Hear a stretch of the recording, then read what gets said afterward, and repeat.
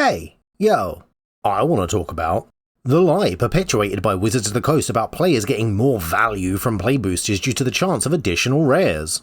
But as I started to write that script, it dawned on me that I should probably discuss Magic's relationship to the secondary market first, to understand what value even is. And like 3 A4 pages into my usual 4-page scripts, and I still wasn't past the intro. So it began to dawn on me that maybe the phrase WotC doesn't acknowledge the secondary market is a topic worthy of its own video. So here we are. Now, for clarity, the primary market in this instance is any Magic product sold to a customer through direct official channels from the game's manufacturer, Wizards of the Coast, even if that sale is via an official third-party distributor, vendor, or retailer. The product itself in this instance will still be considered new as it comes direct from WotC in a supported capacity, meaning they maintain liability for any issues with what's been sold. Damaged cards or pack errors out of the box? Well, it's a brand new product, so WotC are responsible, and you have a right to either complain directly to them about it, or complain to the store you bought it from who might be able to replace it or complain to WotC on your behalf. The secondary market in this instance is when, after those products have already been purchased, the purchaser decides to then sell those products on again off their own back to someone else. Most commonly, this is seen in the form of people buying boxes to open packs and then selling off the individual cards they open. Though there is a healthy market around just selling unopened products that are no longer in print, or resellers putting a markup on current products they know are in high demand. Heard of scalpers before? Yeah, that's basically what I'm talking about here. Even when unopened, these products are technically second-hand as they've been acquired and resold in a non-officially WotC supported capacity. Consumer law here varies from place to place, but usually this means that WotC will say they don't maintain liability for any issues with what's been sold, because they had no control over the selling of it. Bought a box that you thought was new and it turns out someone has just resealed the packs with fake cards after taking out all of the rares? Well, that's what you get from buying from the secondary market. WotC can't control that, and you should have bought directly from an official channel. Or so they'll say. Now, I've made that sound scarier than it is. Most popular secondary market websites have measures in place to protect their customers from bad actors. And while I'm aware I'm not showing any specific examples of secondary market websites on screen, I actually would recommend using them to purchase singles if you only need a specific few cards, because that's much cheaper for you than it is buying packs and hoping you randomly open up the cards that you want. And a lot of local game stores will also buy and sell single cards, or second-hand products if you will, and that's good for you because you get what you want there and then, and it helps support a local business in your area. LGSs are usually great, and we should do what we can to support them. Oh, and while I'm here, be careful of buying Magic on Amazon. I don't know how true it is, but it's been reported their vendors are guilty of doing that thing I mentioned about taking all the good cards out of the packs and then resealing them, because Amazon's refund policy is apparently abusable, so I guess watch yourself and double check anything you buy from there for evidence of tampering.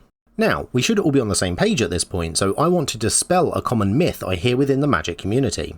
For many people, I imagine the phrase WotC don't acknowledge the secondary market is something they've heard enough times that they believe it to be true. Perhaps they've even repeated it themselves, usually with the notion that WotC are skirting some government regulation for their randomized boosters by just pretending the cards have no monetary value. Which, hey, maybe WotC should be doing that. Like I say, there's a lot of countries out there with a lot of laws and I'm no legal expert, so I can't say for sure. But I also hear this phrase used by slightly more malicious actors who often employ it as a get-out-of-jail-free card on behalf of Hasbro WotC during discussions over the company's actions surrounding price, rarity, and value. And it's just not true. It's a bad faith argument in defense of an uncaring megacorporation designed to shut down criticism of their anti-consumer practices from the very people those anti-consumer practices will impact.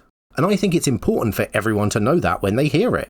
I've seen it used in a bunch of different contexts. Some that don't personally affect me, like it's not WotC's fault the value of your collection has gone down. When they ban or reprint cards, they don't acknowledge the secondary market. To discussions like the inception of today's video. Well, transparency and the odds of finding a mythic aren't that important. Magic doesn't count as gambling or need to be regulated. They don't acknowledge the secondary market.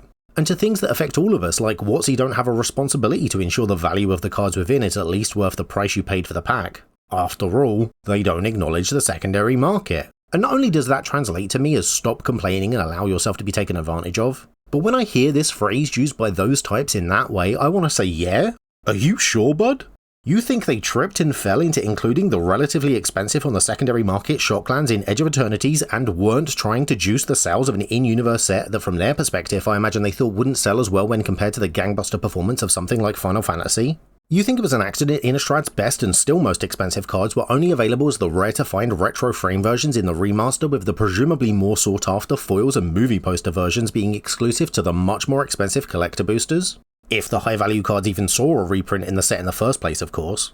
You think Magic 30's packs of proxy cards were priced at £1,000 by mistake? Black Lotus who, right? WotC can't have known what it sold for. After all, they don't acknowledge the secondary market.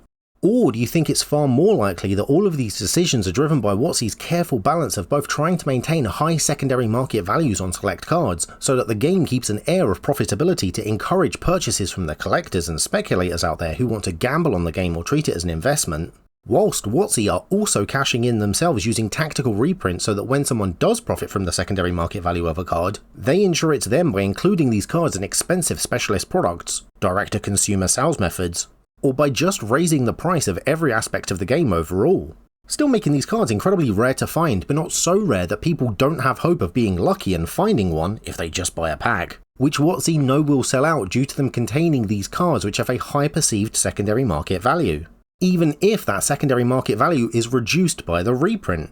What do WotC care? They just made record sales.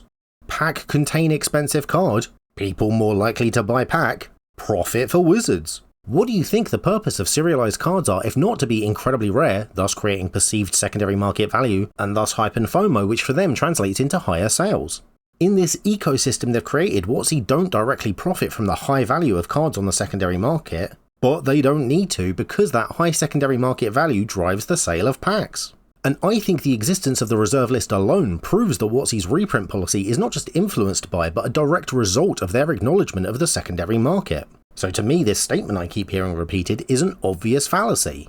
But, just in case you want evidence that they're fully aware of what they're doing, I'm going to give you just a few of the many examples out there of them sometimes implicitly, sometimes very directly acknowledging the secondary market and even them openly explaining how secondary market card values affect their decisions on set design and reprints. It's not a secret. Before that though, hey, come check me out on Patreon. I could use the support to bring you more videos like this. We have weekly opinion polls, a monthly behind the scenes blog, there's early access to audio only versions of these episodes, and I am very slowly working on some bonus content. There's a variety of tiers with a bunch of different rewards, so if you like what I do and want to help me bring you more of it, then please check out the link to my Patreon in the description below. Thank you. Right, here we go. Let's try and dispel this myth once and for all by just looking at what WotC say. Zoom in. Modern Masters Explained, Vice President of Magic Design Aaron Forsyth, October 2012. We don't want to turn cards from scarce to abundant in the blink of an eye, but we do want to alter the availability by a matter of degrees, all with the goal of growing the reach of the modern format. Ideally, over time, any short-term drop in desirability of older cards you may own will be recouped as more players enter the format. I can't say it enough, our print run is very small. And we're playing in a very delicate space and we know that. But the promise of the modern format was that we would address card availability issues, and we are focused on figuring out the best way to do that. And there's a few other references to availability in this article, but I think it's pretty clear that when he talks about recouping desirability of older cards, and we're playing in a delicate space, that even if only indirectly, he's talking about how secondary market prices driven by card scarcity was basically the reason they created Modern Masters. But if that's not enough evidence for you, Masterpiece Series head designer Mark Rosewater, September 2016. Players were having trouble getting access to older, often more powerful cards, and then the solution to making these older cards available was reprinting them, which I believe is yet another acknowledgement of secondary market scarcity. But is this an acknowledgement of the secondary market? They haven't actually said the words yet, so... Magic the Gathering's product replacement page, updated a month ago. Aftermarket purchases. We are not able to provide replacement for used pieces purchased on the secondary market, such as from garage sales, online auction sites, or independent seller traders. And remember, I'm not trying to make any judgment here, I'm just pointing out that they do acknowledge it. Wizards Play Network for stores. Am I allowed to sell Wizards of the Coast promotional material that I have purchased from customers?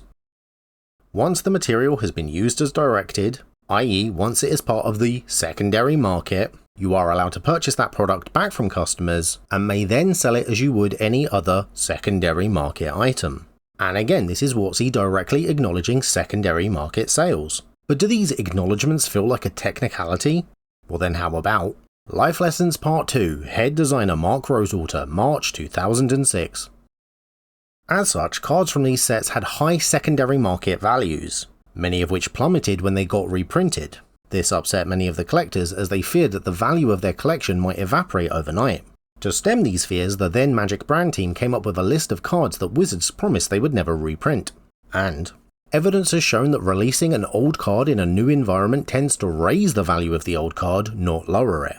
The few that it lowers are cards that are relevant in larger environment formats, Vintage, Legacy, etc. due to their power level. And those cards we aren't interested in reprinting, partly because we think the cards are too powerful to reprint, and partly because we value having a healthy secondary market.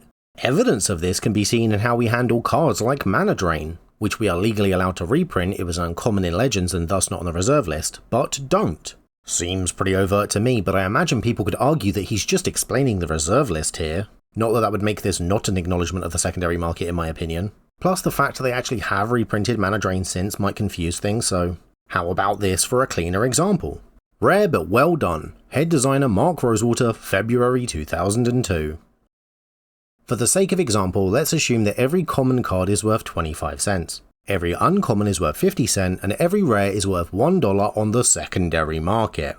I understand that this is a gross oversimplification, but I think it will illustrate my point. And then, if you wanted one copy of each good card, R&D's model would cost you $35, your model on the other hand would cost $48. Assuming you wanted 4 of each card to maximize deck building options, the R&D model would cost $140 while your model would cost $192. Be aware that my example doesn't spike up the cost of the top end cards as happens in the real world. In short, R&D's current system makes getting the good cards more economical, not less. Just the head designer literally breaking down the economy of secondary market values, and acknowledging how R&D's model influences it. But if that's still not blatant enough for you, playing to Type 1, head designer Mark Rosewater, July 2002. Accessibility, and it's by far the most expensive of the formats with single cards, strategically important ones no less, that cost hundreds of dollars on the secondary market.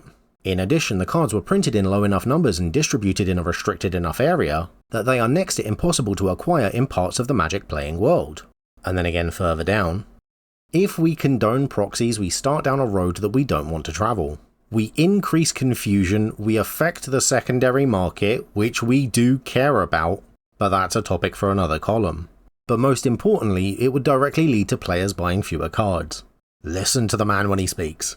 And then a year later he posted a follow-up, Type 1 Take 2, head designer Mark Rosewater, December 2003 this time. But he literally just repeats word for word both points about secondary market prices and caring for the secondary market that he made in the previous Type 1 article. So these statements were an accurate enough reflection of reality that he didn't feel the need to change them. As he says, they don't just acknowledge the secondary market, they actively care about it. Beast of Show, head designer Mark Rosewater, November 2002. The card was so well received that we later put it into 7th edition, where it became the second best-selling card on the secondary market behind Birds of Paradise. This was one of the things that made R&D sit up and say, maybe a block based on creature types would go over well. Right, so secondary market prices affecting R&D and what sets get made confirmed then. Why do we pretend this isn't the case? And to finish off on one that's a little less damning but is a lot of fun, here's one the professor from Tellurian Community College spotted and posted about on twitter.com, where he says, fun fact, Wizards of the Coast does acknowledge the secondary market, and if we look at the article he's talking about, Blue Hurricane using the Wayback Machine from June 2003. It was printed in error as part of a special reprinting of the revised edition in 1994 called Summer Magic.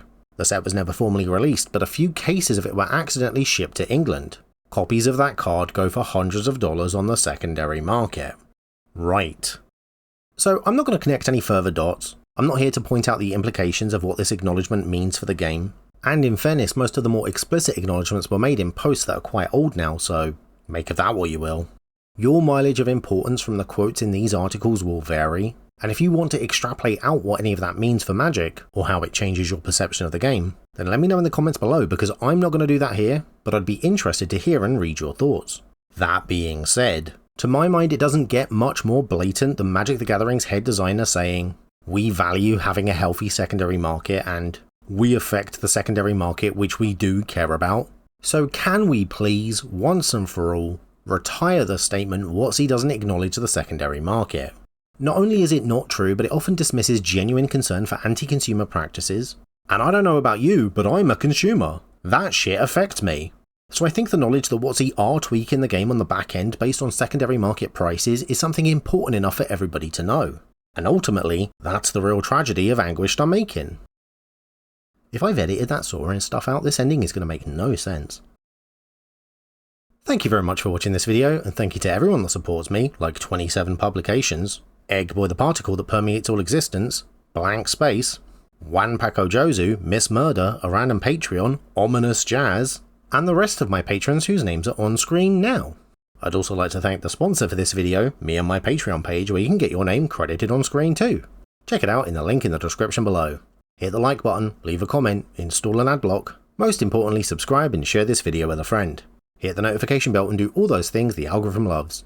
If you agree or disagree with any of my points, or you want to see me do a video on another subject, let me know and I will see you next time. You think they tripped and fell into including the relatively expensive on the secondary market Shocklands in Edge of Eternities and weren't trying to juice the sales of an in-universe set that from their perspective I imagine they thought wouldn't sell as well when compared to the gangbuster performance of something like Final Fantasy? Fuck.